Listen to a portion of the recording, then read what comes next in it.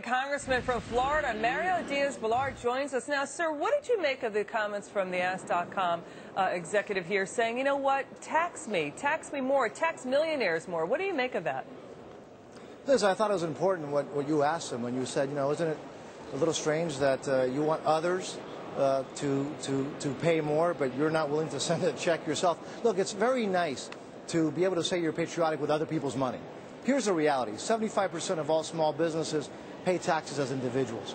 And when the gentleman talked about, well, how wages have not gone up as much as he or I would like to see, how do you increase wages when you make it more expensive for the businesses that pay the wages? How do you make it? How do you increase wages when you make them less competitive by increasing taxation, by increased regulation? So if we want to strengthen the economy, you incentivize the job creators. Who are they?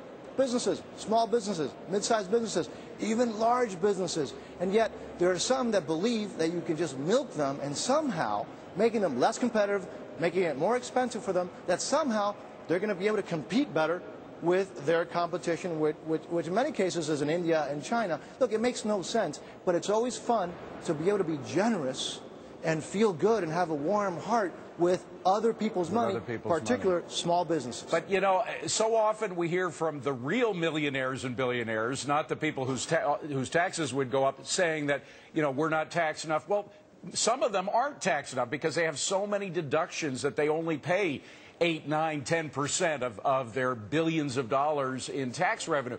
Most of the rest of us pay about 50% of our income on all the taxes we pay. Isn't it because they're living in such a rarefied atmosphere they don't know what the rest of us have to pay? Well, but that's why, for example, in the Ryan plan, there's actual real tax reform. He's talked about lowering the rates for everybody, for individuals, for families, for corporations, and then making sure that we get rid of a lot of these loopholes which make it, you know, patently unfair. Now, the only place where you have reform, tax reform, it's coming from the Republicans. It's coming from Chairman Ryan. We're unfortunately not hearing that from the president. All we keep hearing from the president is more taxes, more spending, more debt. Look how well that's gotten, how well that's done for us. All right. Thank you, Congressman Diaz-Balart. It's really good to be with you today, sir. Thanks a lot. So much. Well, here is what's still ahead on Bulls and Bears.